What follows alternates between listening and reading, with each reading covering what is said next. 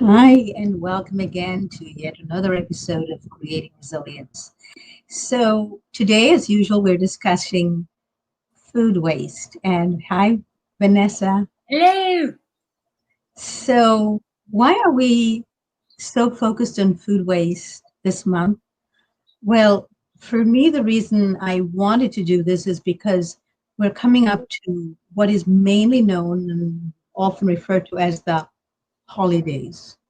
Whether everyone celebrates them or not, for some reason, it's called the holidays officially or unofficially. And I would like to see people enter this period of their lives a little bit more awareness, a little bit more conscious, because I think we do this in such a very rote manner. It's almost like we're told what to do, how to do it, what to eat, what to celebrate, when to go, where to go, whether we want to or not. And many people do it.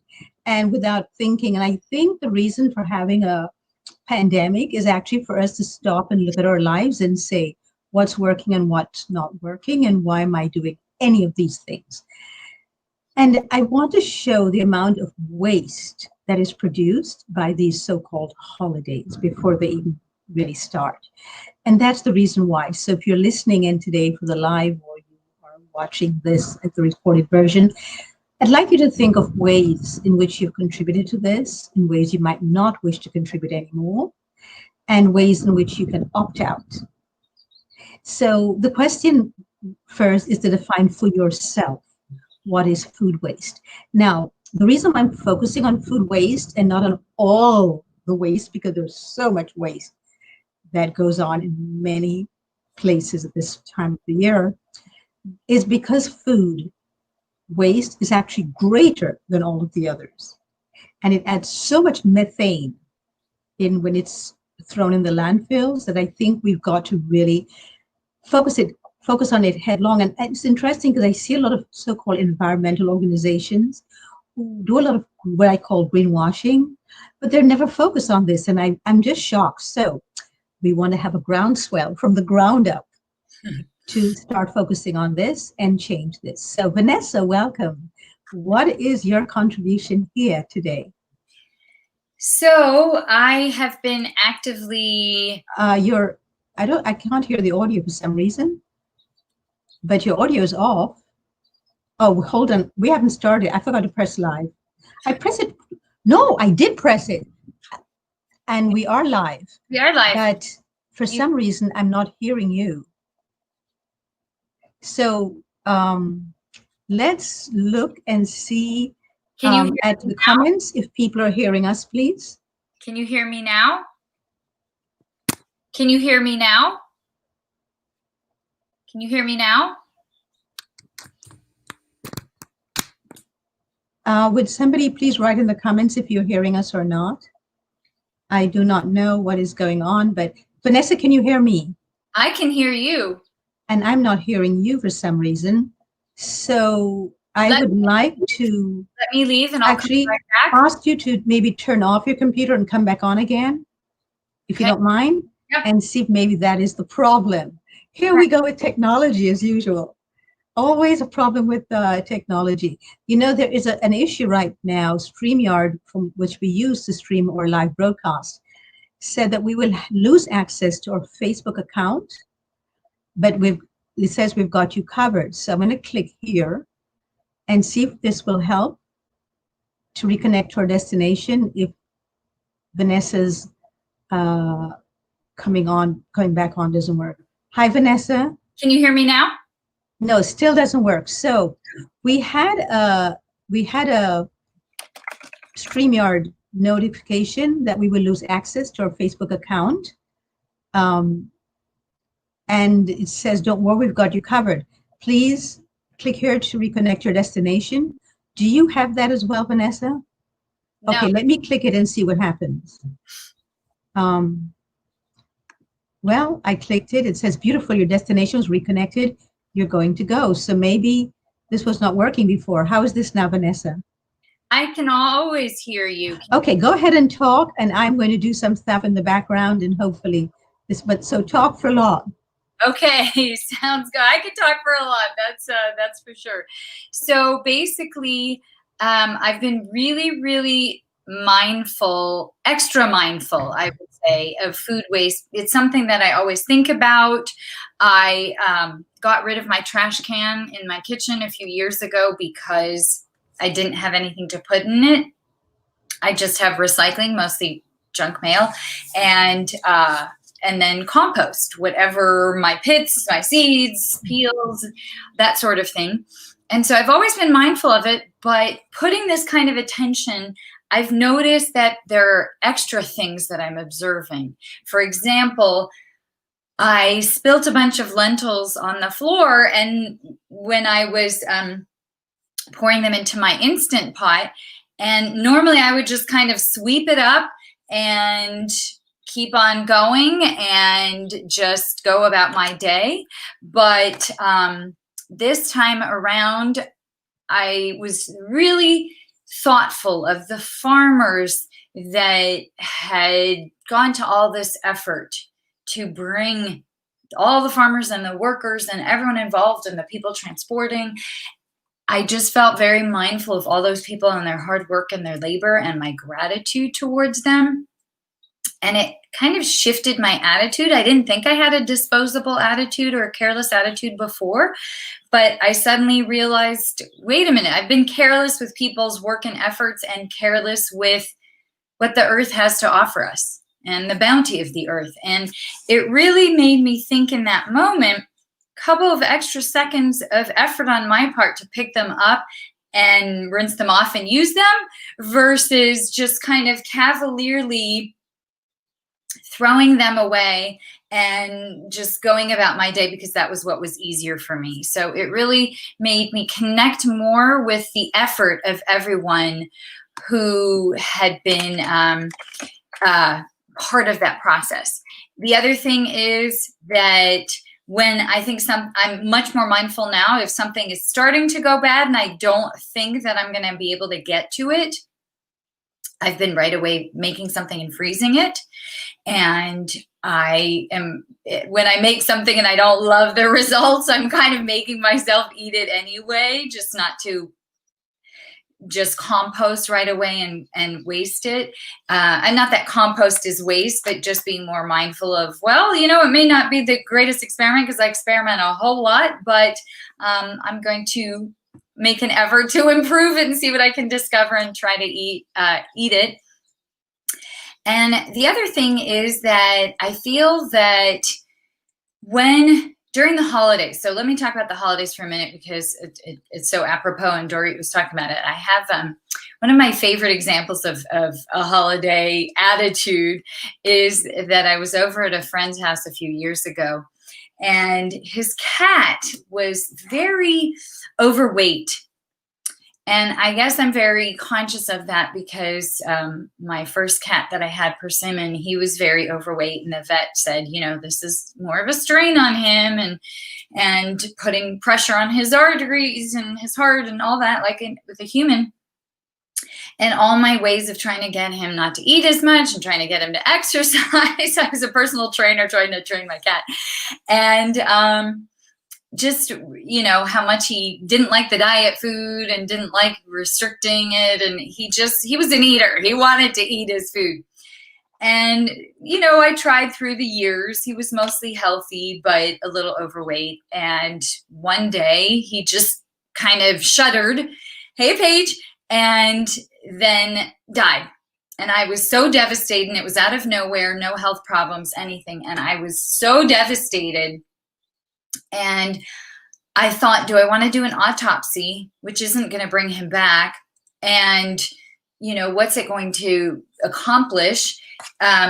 So I decided not to, but I always wondered, is it my fault? Is it because the cat was too heavy? Anyway, so I was very mindful of cats being heavy and our responsibility since we've domesticated them and brought them into our homes, which is totally unnatural for them. So I saw my friend's overweight cat who was definitely over consuming. And I said, your cat's a little heavy. Have you thought about, totally unsolicited advice, have you thought about maybe cutting back for him or watching that. And my friend said, oh, it's the holidays. Everyone overeats. And I just thought, including the cat. The cat's like, oh, it's the holidays. I'll have a New Year's resolution later. But it's this idea that during the holidays, it's almost like an expectation that we're going to overeat. We're going to overindulge. We're going to just eat so much because the holidays are so much about let's connect through food and through the overconsumption of food. And we can all commiserate how much we've eaten. And then we do the New Year's resolution to lose weight, get in shape, all that. And it's just this culture of excess, and it's not really being thankful. It's not respecting the planet, the workers, everyone who has worked so hard to bring us this food, to just have this gluttony. It's not appreciating the bounty of the earth, and it's not going to help us connect better with each other to overindulge in this way. That's unhealthy for us and the planet, and we waste so much and throw so much out. And so the methane gas from from all this extra food is definitely a major source of greenhouse gases. And so how can we, going into this holiday season, enjoy ourselves without it being an overload and full of waste? So now's a really good time to start thinking about this waste, because we're heading into that period where there's so much excess. So now's a really good time to, what I always recommend to people, especially when I was a personal trainer, was eat before the feast, a little before. You don't want to go into it starving, because then you're really going to overdo it. Eat healthily and before the feast, and pace yourself, and lots of greens, because you'll feel more full, and soups. And, you can enjoy the vegan, of course. Let's not torture animals during the holidays and give thanks by depriving others of their lives. But enjoy all the treats, but do it in small amounts. You're not going to enjoy it less because it's a small amount. And having it for more bites isn't going to make you enjoy it more, because by that way of thinking, we would just never stop. So let's enjoy it in moderation, drinking a lot of water and the green leafies and the soups, all those things that make us feel nice and satiated without the excess and the overindulgence and the waste. So that's my plea to you, to really be thinking of food waste, especially during the holidays. Yes, look at this delicious soup. Hey, everybody. Nice to see you. I took a nod from both of you, actually. And you, Vanessa, are always teaching me to take my food, my scraps of my vegetables, and put them into a pot and then make a broth. So what I've been doing, are we talking about what we've been doing to bring less waste on the planet? Yes. Good. Okay. Yes. Bring less waste. That's an oxymoron, isn't it? What is it? Eat less and compost more, right? That's what we decided as a tagline. So great to see you girls. So that's one way that I this week was putting more vegetables that were on their way out into a soup. And this is a great magazine, by the way. I love this magazine. This is an old copy. Our friend Jane Elizabeth's actually in this copy. But this is a great magazine. If you could just pick up with great recipes and inspirational, but less waste. So find it online. But the other thing I've been doing, so I really like the big jars. So using jars, but filling it up to the top, I never can finish it, right? And that's too much. So I'm kind of like below half. And this is full. So I learned yesterday that going with a frozen fruit is actually even potentially more nutritious for you. So just want to say that I learned that yesterday from a gentleman.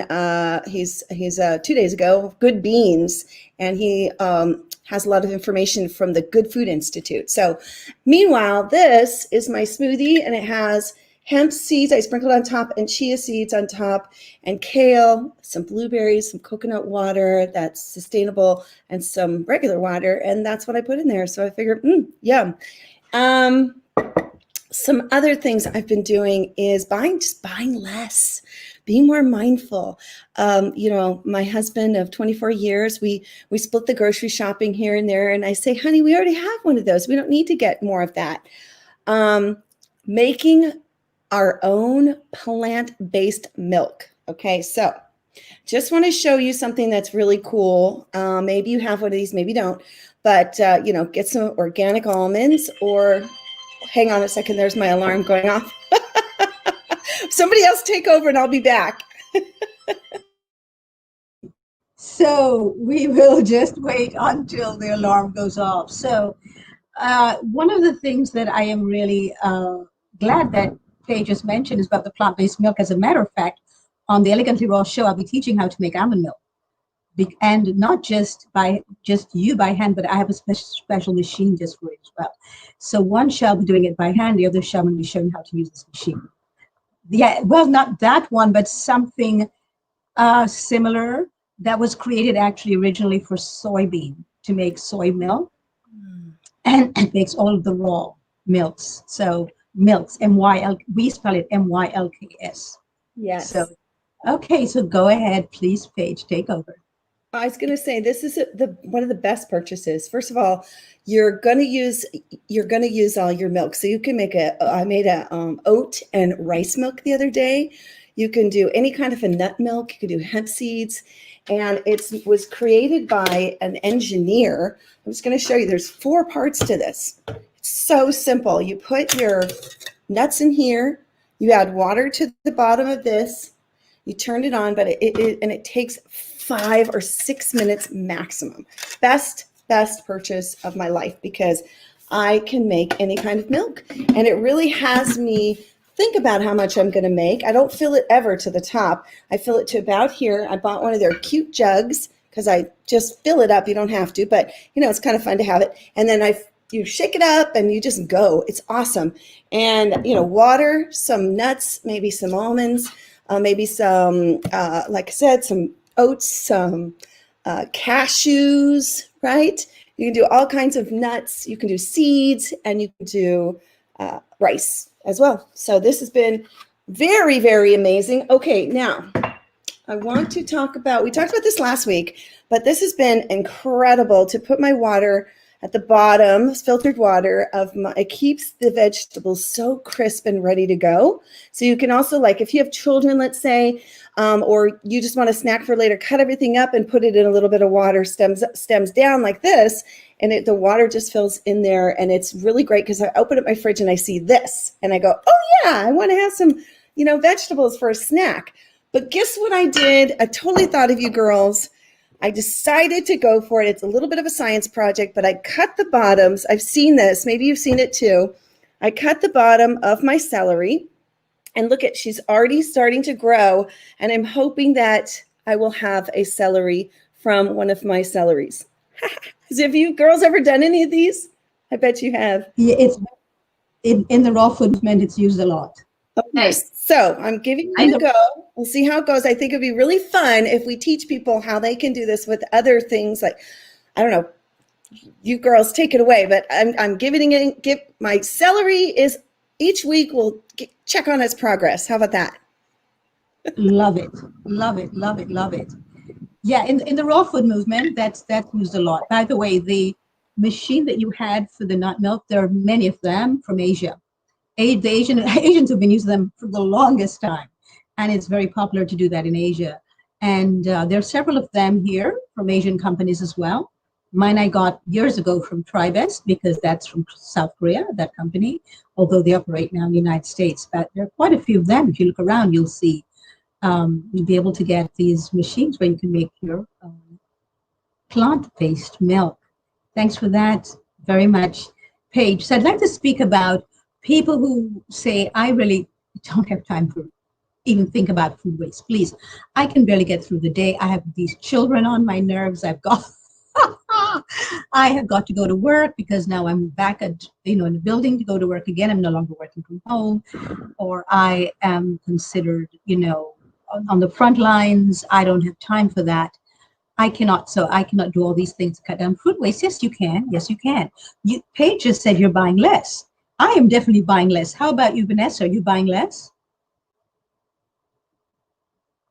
Yes, absolutely. I'm buying less. I'm going shopping much more mindfully, of thinking just what I need. And for my lunch break live show that I do Sunday, I always do twice the recipe, one time to try it out, the other time to make it. And so I'm kind of just focusing on the ingredients for that.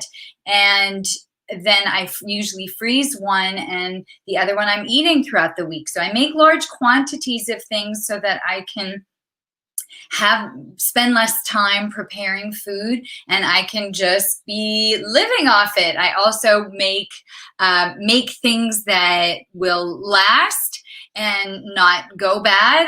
I don't skimp on the fruits. I buy a lot of fruit because I know I'm always going to eat that. And that way, if I'm eating a lot of fruit, I don't need that many other foods a lot of the times.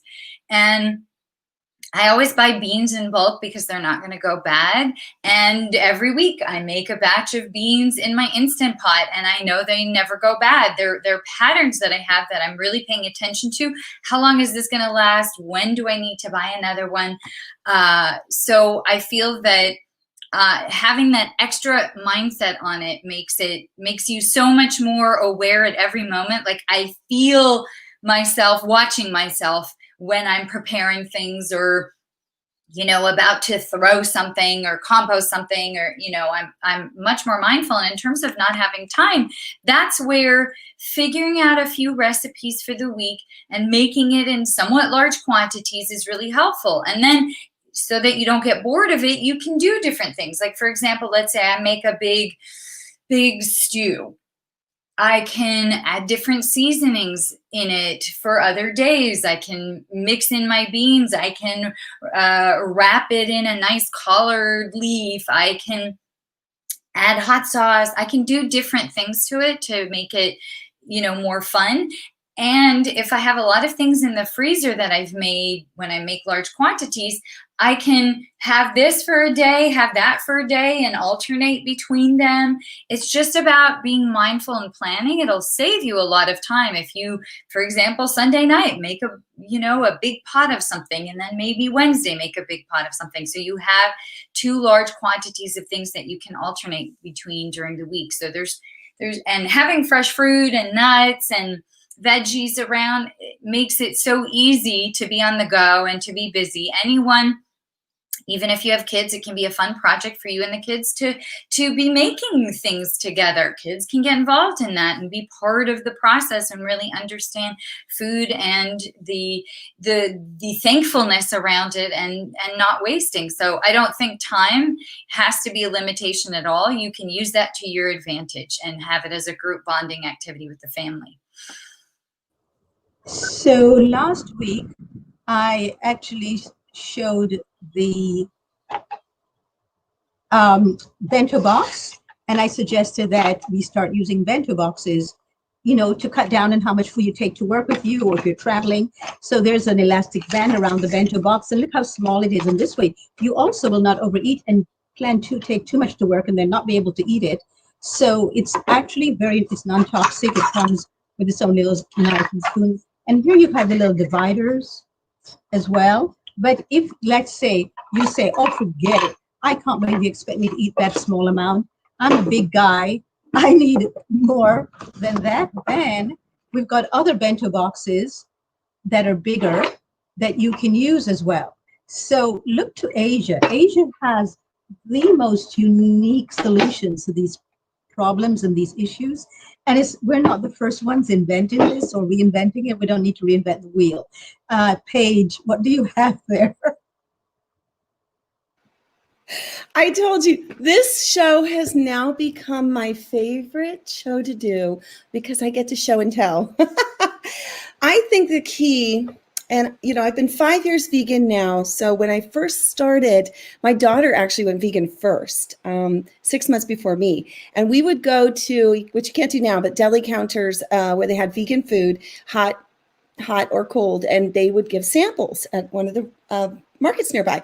So I learned multitudes of flavors and things, and I took pictures. But here's what I think is key, is to have staples on hand on the heels of what Vanessa just said, having certain things that you know that you can make. Like we always have Taco Tuesday. They end up being these little burritos, but it's it ends up just, we know on Tuesdays, so I don't even have to think. It's like, okay, what do we need? We need some beans, we need some rice, we need some vegetables. Maybe I'm going to grill some veggies. Maybe there's some frozen veggies I can just throw in the pan. I could do lots of things with, oh, maybe I'm going to make enchiladas this week along with it. I'm going to get a little creative. That way it's like, bam. So making maybe a little theme night. Maybe you want to have like saucy Sundays and do some kind of saucy foods, or Italian, Thursdays, or stir fry Saturday, kind of make it fun and incorporate the kids. So a couple of staples that I think are essential staples are, and I think the ladies can attest to this, that having some beans, so garbanzo beans, navy beans, black beans, any kind of beans. You can do a can. Obviously, level up will be to buy them in bulk and then have them sent to you maybe in bulk, and soak them yourselves. We can talk about that. So I know that we're actually 3 different layers here, and we kind of go, back and forth with the different, levels, let's say, of how much, raw and cooked food that we have amongst the 3 of us. Organic for sure is essential. Now, you also want to have rice on hand, because you can do a lot with rice. I always throw it into my rice cooker. Oh my gosh, that thing has saved so much time for me. That's an essential, having a rice cooker. You throw your rice in there with some water and you leave the kitchen, and it's ready in 20 minutes, half an hour max, I think is what it takes. It just pops on, pop it on, pop it off, boop, it's ready. The other thing I want to mention are seeds and nuts. Those are really great to have on hand. Like I made my smoothie having hemp seeds. So we talked about this last week. We love using jars. So I buy it in bulk and then I pour it into my jar. So these are hemp seeds. You can do hemp milk with this. You can use this for baking. You can use hemp seeds for baking. Also, a flax seed is really essential. All right, so I don't use a lot of plastics, but what I have in plastics are usually something like this or something that's frozen, and I'm really working on moving out of that direction. So I just want to say, so I'm just truing up to myself that this is what I do have now. Whole flaxseed is wonderful to make a vegan egg and use that for your baking or any kind of cooking that you're doing. Goji berries, very, very yummy, tasty for the kids. Great snack. Add this with a little chocolate if you want, little dark chocolate, vegan dark chocolate. Chia seeds, essential. And you can sneak these in. They're a little crunchy. You can make a chia seed pudding for your kids, for you. Overnight oats with chia seeds. Oh my gosh. And then just a shout out for I actually mix these because I like to put these in salads. It's a pine nut that you can make at pesto. You can, all kinds of things. But I sprinkle these sesame seeds and pine seeds on top of salads all the time, or I'll just grab a handful. So those are my tips.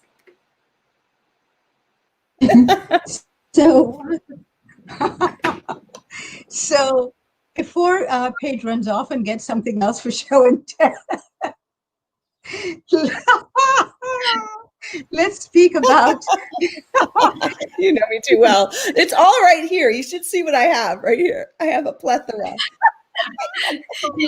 I can just picture Paige walking down the street, a takeoff on the trench coat thing. She'll be like, look at this. Whatever you want. And with the hat, that fits very well with the hat. Vegan Rama Mama. That is the key. I have always, at first I carried a basket around with essentials that I still have it, but here's the thing, I'm not traveling as much and the basket has gotten bigger.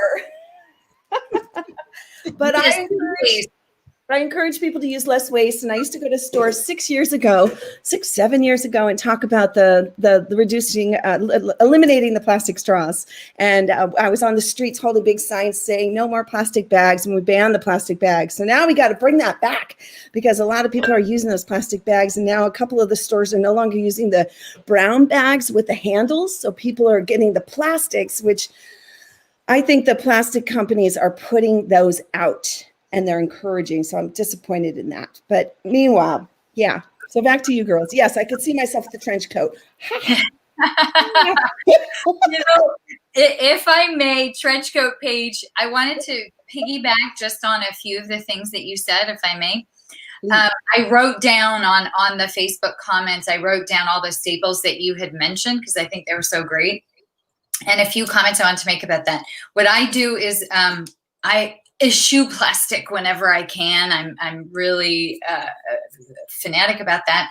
But when I buy bulk oat groats or beans, unfortunately, they do come in plastic. And I try to get the largest amount I can. So I'll get 50 pounds of oat groats. Like I literally have, it was my workout for the day. And I transfer them to glass containers because I don't want to keep anything in plastic for the leaching and all the toxins in it. So I transfer everything to glass jars. Everything is in my containers that way. I wanted to say the Instant Pot is so useful for making those. You were talking about a rice cooker, which is great. I also use the Instant Pot because I just put the beans in it and walk away, put my oat groats in it, make all those kind of staples that I then eat during the week. The other thing I was going to say when you talked about chia seeds is I make my own cashew milk. If I do, I don't make a lot of nut milks just because I usually just use water in my oats. But if I make cashew milk as a special treat, I will soak the cashews and then for a few hours, and then I puree them with some water, and then I will add chia seeds to them and maybe some dates or frozen blueberries, which are really good because as they melt, it kind of spreads all over. Sometimes even some chocolate, cacao powder or chocolate chips, and leave it for a few hours and it becomes this wonderful, rich, thick pudding. And it's such a great dessert. No added sugar, just the dates, which are high in fiber and very low glycemic, and a whole food with tons of minerals and B vitamins. And so, oh my God, Paige, you are hysterical. That is completely my image of you. So anyway, that is, oh my God, I am cracking up. Paige, you are. My cashew chia seed pudding is a great thing, but I've been completely upstaged by Paige. We got to switch back to her because that is hysterical. Oh my God. Now I need a costume.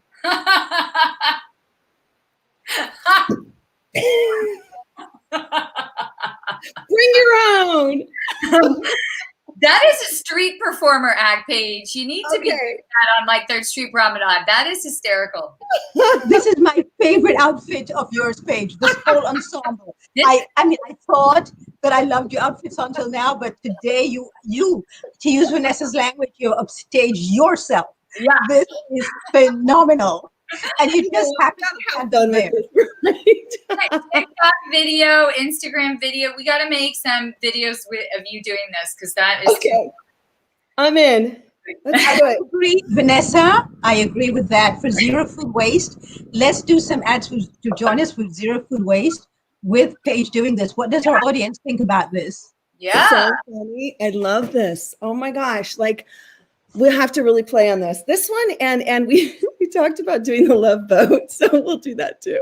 So, yes, and Gilligan's Island. Still want. Yeah, that's what I meant. That's what I meant. Gilligan's Island. Oh my goodness. Well, anyways, it just happened. You know, I love. You know, I love. I don't even like hamming it up. I love funning it up, having fun. I love it. Right? Yeah, we can have fun. It's fun. We don't have to be all serious and earnest and taking ourselves too seriously with serious, important political, economic, financial, ethical, moral issues. There can be a sense of playfulness and fun in the world. I think that we need more of that humor and more of that playfulness. I think it's so important, not only as a way to live and to, you know, get through life and tolerate injustice and stress and political climates, not taking ourselves too seriously, but we take others' suffering seriously and the plight of animals and the environment. So I appreciate that playfulness. And now I can't wait to see your chia pet growing things that you have right there, your sprouted seeds. So it looks like her microgreens are about to go. You've had these for quite a while, haven't you, Paige?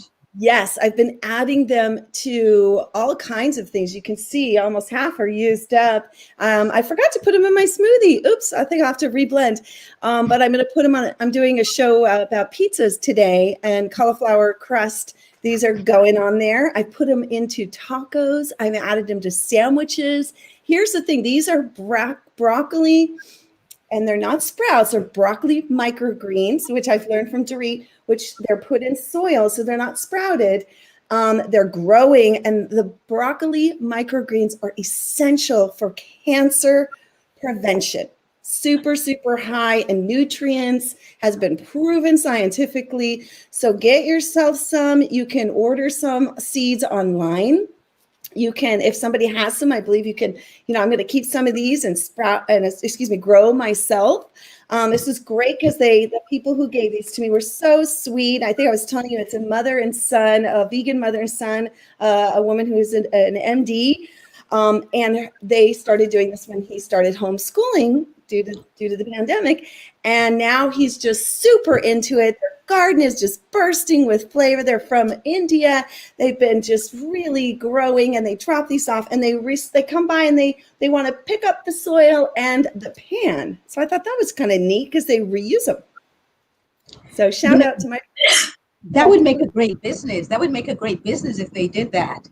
Yes. If they do, I'd like to have them on my show because a month ago I did focus on, or maybe more, on microgreens, the difference between microgreens and sprouts. And in the winter, I'm going to be doing a lot with microgreens. So, because I think it's the most underutilized food source that we have. Well, next to moringa, actually, I think moringa is in the United States. In other countries, moringa is used a lot. It's just the United States. But worldwide, I think microgreens is the most underused and underutilized. So let's go a little further than that. So last week, Paige was showing you, and I think she just showed it again today, her straws that are made of metal. And I had mentioned that I use glass straws.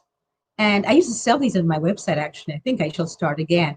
I happen to really like these because as you drink, you can see the color, especially those of us who are raw.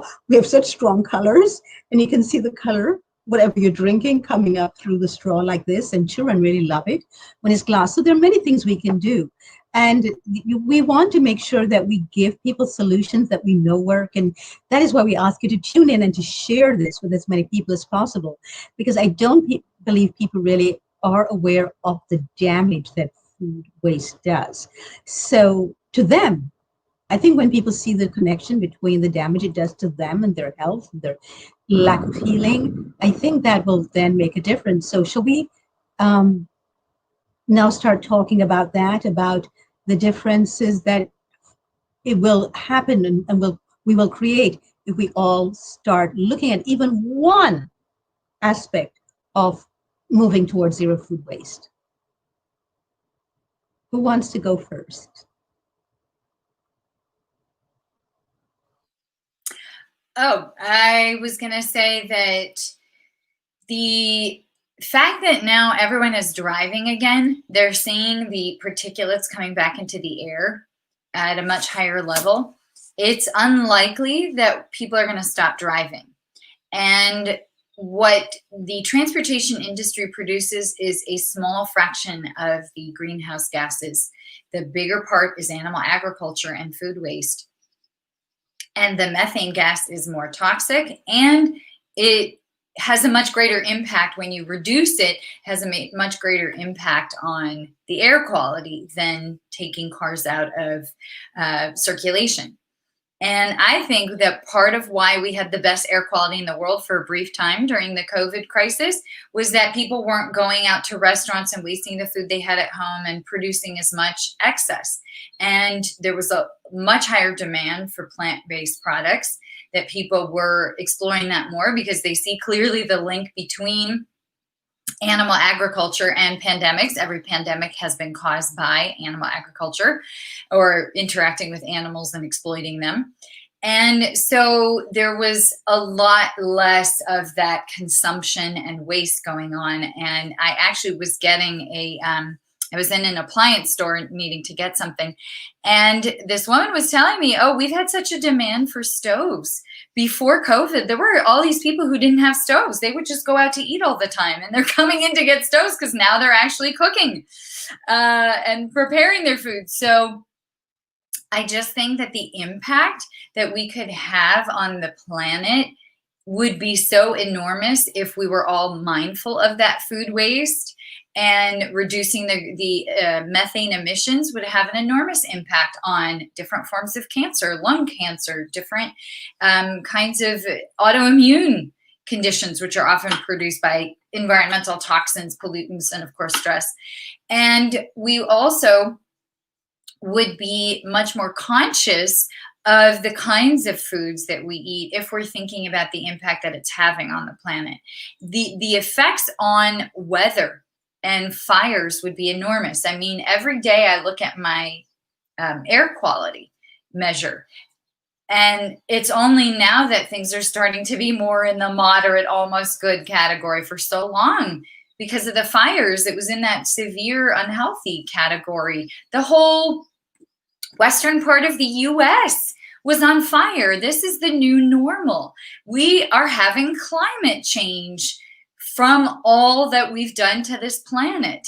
And we are having, it's so severe that it's impacting everyone who's living these areas, whether they're at risk of evacuation, losing their homes, or poor air quality. So the bad news is we've really wrought havoc on the environment from our practices that we do that negatively impact the environment. The good news is something as simple as looking at food waste can have a dramatic impact on the quality of our air and what that is doing to the whole production process. And the other thing is that when our air quality improves, we don't waste as much water fighting all these wildfires. We don't have as much drought conditions. We are also producing foods that waste less. Animal agriculture is a hugely wasteful industry. When we have the plant foods, it wastes a lot less water. We don't have those kind of drought arid conditions, and we're replenishing the soil. So the impacts are so huge and so varied, but I definitely think that the less food waste we have, the less methane emissions, and the less we're going to be negatively impacting the quality of our air. What are you showing now, Paige? Mushrooms. I am showing mushrooms because I want to talk about my 3 favorite films of the week that I happen to watch. I've been watching a lot of documentaries. One is called Fantastic Fungi, however you want to say it. And Excellent. mushrooms. Excellent. Yeah, Fantastic Fungi on Netflix. Mushrooms are a game changer. There is a network of mycelium that is literally even bigger of a network than our internet network, right? Our computer network. Mushrooms, like I said, are a game changer. They have a ton of nutrients for you, and there are all different kinds. I think the key I'm going to get into is figuring out how to grow my own. I think that's a key. But you can do, they're so versatile. So I want to say that film really was a eye-opener for me I knew I loved him. I want to say I shout out to Wicked Healthy, the Wicked Healthy guys, Derek and Chad Sarno, are making food so tasty, so sexy. They've got cooking classes and so forth. They're in the UK, but they've made an impact over here in the States. So if you want to check out Wicked Healthy cooking and food and so forth, and they have their mom involved in the company now. It's just really cool what they're doing. And they focus on mushrooms. We actually, on Jane Velez Mitchell's Jane Unchained, I'm a booker and producer over there. We have a gentleman who's featuring a lot of mushrooms, Marlon Razan, also known as Plantbased G. He's got such amazing cooking. Oh my gosh, that is mushroom based. So I want to say that. I also want to point out a Life on Earth, I think is what it's called, David Attenborough's film. Now, a big conversation is reduction of animal products on this planet and meat. And, the 3 of us know the facts. We've read the white paper from Dr. Sailesh Rao, Climate Healers. He's a system analyst who is a Harvard PhD. Used to work with Al Gore until Al Gore really wasn't bringing up the animal agriculture conversation in the essentially in regards to our climate challenge. And we know animal agriculture is the number one reason for our climate destruction, number one reason for habitat extinction, number one for our water source pollution around the world. So that film was amazing, though, because he did bring up animal agriculture. Okay, third film, just moving on to My Octopus Teacher. What a beautiful film. I just want to say, if you want to just jump into something and dive in. Vanessa, you're right. I remember the days at the beginning of the pandemic 6 months ago when it was quiet. You didn't have the air pollution. People were, if they were on the road, it was only essential. I was only on the road once, and I went to go photograph some billboards that were down by a slaughterhouse in Los Angeles. Couldn't believe how many workers were walking around without masks. No kidding. This was middle of March, right when it was like closed down. But here's the thing. So what are we going to do? I've been thinking about this a lot. We're at home. Many of us still. Some of you by choice, some of you not by choice. There's a lot of people who are homeschooling their kids not by choice. I homeschooled my kids for 10 years by choice. We chose to homeschool. What are we going to do coming out of this? Because I do see things opening up. Restaurants are opening up. A lot of them are. They're come on in. How are we? What is going to be the change that I'm encouraging each one of you that are watching this, and I encourage you to share this out to your friends, to your pre-vegan friends, because we're not saying anything, that we're not attacking anyone here. We're not into attacking.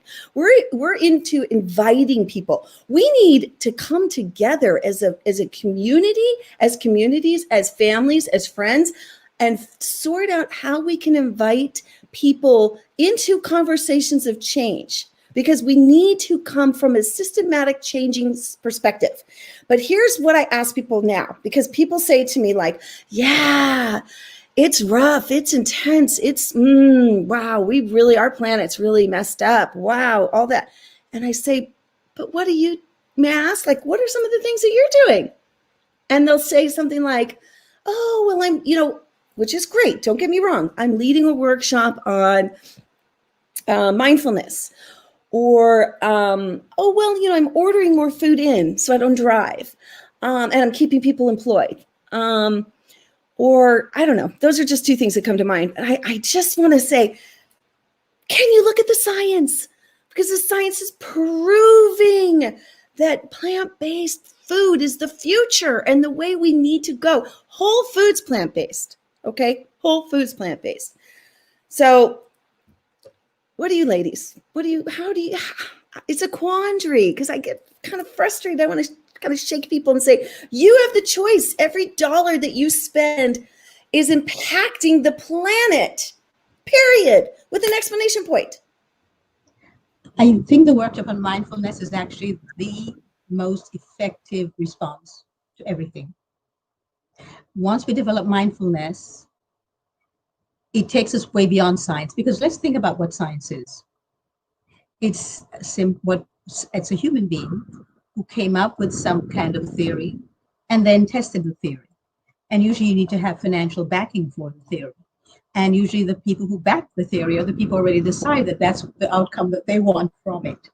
But I think that the development of mindfulness gives us our power back. I think people feel disempowered. And by just going to science again, we just disempowering people. But I really believe that when we develop first awareness, because you have to develop awareness, self-awareness first before we can develop mindfulness. But the practice of mindfulness, there are no ends to the benefits of a mindfulness practice. Because when each individual becomes more mindful in his or her own life, it means that they begin to change their perception of what is and what was and what is important.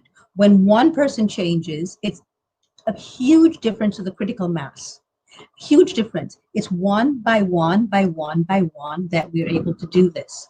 Look at you, Paige, your daughter. 6 months before you became vegan. Because of that one person, you probably became vegan. Because of that, you see how I'm talking about mindfulness here. The impact is huge. We don't need to preach to people. We don't need to beg people. We don't need to show science. We just need to develop a place in us where we reclaim our own power away from companies and from any and everything outside of ourselves. We go internally. We find the internal source of everything. Everything begins internally in some human being. It never started because the outside was so attractive. It was because human beings went internally first, found that this is what works for them, and then went out with it. If we are more powerful, not only do we not give our power away to companies, but companies no longer have permission from us to poison our food supply, our water supply, and our air. It's because we are not mindful. That's why we have given them permission to do so and accepted it, gotten ill for it, and then look back to food to change as an anti-cancer, anti-this, anti-that, to change our health. When had we not given our permission away in the beginning, that's the foods we would have been eating in the first place. Because when we are mindful, we realize we are nature, we are a force of nature, and the only way to nourish and nurture ourselves is through nature. So mindfulness is the key to everything. That is, I think, the answer. So kudos to that person who responded with teaching a mindfulness workshop. I think the more mindful each of us becomes, the sooner it will become a critical mass. And what we need is a critical mass. Yes. I wanted to talk about the mindfulness and read some comments from some of our viewers. I actually had a friend who was in a yoga class, and they were doing a heart opening position that was very opening to the universe. She said during the heart opening, as she felt her heart release pain and tension, she all of a sudden realized, I can't hurt animals. She just had this realization when her heart felt so open that I can't cause harm to other beings, and she went vegan from that day. In terms of mindfulness, I just did a wonderful yoga trauma-informed social justice training, and there was so much emphasis on the importance of mindfulness when you have trauma, and how oftentimes you don't feel safe in your body depending on the kind of trauma, and how to resource yourself so that you do feel safe. And that way you're able to take on what life throws at you. And the way that I often think of mindfulness is that instead of this shame, regret, whatever negative feelings we have about the past, or fear, anxiety, worry about the future, which have certainly been exacerbated in this world climate right now, when we're in those settings, we can't really problem solve. We can't be present. We can't connect. We can't be there for other people because we're consumed with the past or the future. And mindfulness is such a wonderful way of being in that present moment and of truly being able to just be in the moment, where the past and the future don't have that hold over you and don't matter in that way. And so I do think that mindfulness is a way to also open up possibilities and creativity and have resource yourself to be able to meet whatever challenges that we, as these balls of dust, as Dorit so well put it so well, it enables us to access those resources much more effectively. George McQuaid says, I would love to see neighborhoods growing and sharing produce. What a beautiful idea. Can you imagine? I'm growing potatoes and peas and red peppers and carrots. You're growing kale and tomatoes and berries. And, each person, what if we were all growing different things, and then we could all share in what we have and be able to I want some of this, I want some of that. That's that barter system that we need to bring back, the vegonomy, the vegan economy. Let's keep the resources in our communities so that we aren't so dependent on that outside world, and we can be much more sustainable. There would be nothing more local than a community neighborhood growing things together. I think that would be an amazing idea, George, to have that be awesome. He says, mycology is great. I know that Paige was talking about that. Keeping sterile is key. I would love to hear more about that, George. I don't know much about mycology, but I know that mushrooms are said to be one of the most powerful foods out there. And I love all the theories that fungi come from another planet. He says that's how the FDA works. Companies submit their own studies. Yeah, if I'm submitting a study on my own product, of course it's going to turn out well. We know how effective and how much the FDA is looking out for us. Johnny Martinez says, going to organize a MGTOW march in front of Dorit's. Okay, not quite sure. George says, we used to do that when we lived in the country as a kid. Oh, that's beautiful. I'm assuming, George, you're talking about the neighborhood produce share. He grew up in a rural area in Indiana, and that sounds amazing that you all pooled resources and grew different things. And Johnny Martinez says, green peppers matter. They do, but red peppers matter more. They're the more developed green peppers that have more nutrients. George says that's correct, that it was about the neighborhood produce idea, which I just love. I think that's beautiful. Those are our viewer comments for now. Thank you for your input.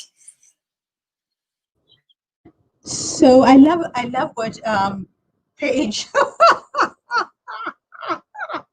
what Paige said before about conversations of change. And that's exactly what we're having here, conversations of change. Paige, I'm telling you, this look, it is just mind-blowing to me. This is the look. We've got to tape you and do some small bits that we put on Instagram and all over with you about zero food waste for this. And I love that you have microgreen in your hand as well. Let's do it. I love it. We'll do it. You know, we can bring our own, we can grow our own, we can compost our own, we can take the power back. Maybe that's it. Take the power back. You know, I don't know, something like what is the like detective, do your own detective work and take the power back. Right? Something like that. I'm going to send you a few scripts. Don't worry. I've got quite a few for you in that outfit. But it has to be the same outfit, and I want those microgreens in your hands. You got it. Because this take your health power back. You know, I would like microgreens in her lapel, you know, like boutonniere, the way men used to put a flower or something in their boutonniere. Paige could have microgreens there sprouting out of all her different pockets, different kind of products and produce. Yes, exactly. Your pochette is microgreens. I love it. We have to trademark this, and this has to be like the creating resilience, the like emoji, emoticon, logo, all of that. With your own bottle for your water, you know. Yes, we're on to something, everybody. We are on to taking the power back, because that's what I want to leave people with. We have the power to choose what we're going to put in our bodies every single minute, every time you choose a meal. Are you going to drive through somewhere? Are you going to drive home? Are you going to have those essentials on hand that you can use, like your rice and your beans, and make your own hummus, you know, versus buying it in a package of plastic? You know, are you going to grow your own? You know, let's teach you how to do that. You know, we're learning. We're in this together. We're in this journey. We're on this journey together. And we all have the power to make those changes and start small. If you're working full time, it's like over freaking whelming. Just carry your own silverware from your kitchen with you. So when you're on the go and you ask them and you bring your own bento box, you know, maybe you bring your own food with you. And then you plan out, like we talked about earlier, planning your meals, having some fun with it, Fiesta Friday, you know, and then you get the kids engaged, or you get your hubby or your loved one, or you Zoom while you're cooking with a friend, and you girls can exchange, you know, girls and guys can exchange recipes, you know, and definitely eat more whole foods, plant-based, raw foods, and eat less, compost more. So that means order what you're going to eat, take it home with you, repurpose it, make what you're going to eat, store it in glass jars, and repurpose it for another meal, right? Do not waste. Just think, I'm not going to waste. And then if you have those scraps as you're cutting and you're juicing and you're doing your things, throw them into a bin, a jar, it can be anything, it can be any kind of container. You can put them hopefully into your green trash. I've been feeding my woodland friends outside. Somebody said, Ray said that last week. I've been feeding my woodland friends my little scraps, and they're gone. So they're eating them. I have, you know, lots of little bunnies out here in the Conejo Valley. So, and maybe even some coyotes are eating them too. I hear them out there. So anyway, take the power back. You got this. You got this. I think Ray will be very happy to hear that you're now doing that. So we need to wrap up, and that was a wonderful wrap up from Paige. Vanessa, what would you like to end with, please? I've written transfer bulk goods to glass jars and the hashtag eat less, compost more on the Facebook page, because I think they're great reminders. I think that having what I would love to see, and maybe we could do pilot programs of neighborhood growings, and also groups that get together in kitchens and make bulk large amounts of food for the week, so that we're more mindful in terms of planning. Maybe we could have group shopping expeditions. I just would like us to take action together, because when we do it together, there's a sense of accountability and sticking to it. If we could do some of these activities together and form groups and form collectives. And lastly, I'd like to say with Paige, instead of having like the gumshoe detective film noir, instead of a gun, it could be a water spray bottle to mist your microgreens. We could just have a whole street theater thing there. My mind is just going. You've inspired me. I just hope that everyone is mindful. Maybe I'll post some of our resources for bulk beans, bulk nuts, bulk things like that. And of course the bento box. And let's get the word out about buying in bulk and being mindful of not throwing things away. Eat less, compost more. I'll post a link for compost bins as well. And just to end, because we need to wrap up, we're 2 minutes behind. I just wanted to remind people that I will be doing a show on Elegantly Raw on Sundays at 11 on adaptogens. But this particular week, we have an incredible, amazing speaker. Actually, all of our speakers are, but he is dynamite, and I mean dynamite. This is David Rosenthal, and he's going to be talking about using fire. The fire in foods for healing, because you know we in Ayurveda, and those of you who studied Ayurveda, and we started to introduce Ayurveda last show to our viewers, and I'm going to be delving deeper into Ayurveda as we go along until we get to adaptogens, and then for the holidays I'll be doing some work on addictions, and then as of January delving even deeper into adaptogens. But in Ayurveda you need to have all the tastes at every meal. And one of the things that I want us to also focus on this particular Creating Resilience show is inviting our viewers to bring their own ideas and their suggestions of what we, especially those of us who have shows on the Jane on Chain News Network, what it is that we can do to assist them in growing more open to all the possibilities of being more aware of the healing nature of food, and also in less food waste. And the only way to really be able to, I think, influence enough people so it becomes a critical mass for less food waste is each of us one by one. start doing it. It only takes one person to commit to their own power in doing this, then for all of us to feel powerless and wait for companies and governments to do it, because they never will. They did not create the problem, we did, by not being mindful about our own food supply and caring enough. So thank you all for coming today. We so look forward to continuing this discussion, and let's look forward to some videos from Paige, which will work with her in getting some out all over social media. So until next time, please think of all the ways in which you can be much more resilient in your own life, and bring us those suggestions next week as well. Until then, bye everyone. Thank you, Paige and Vanessa.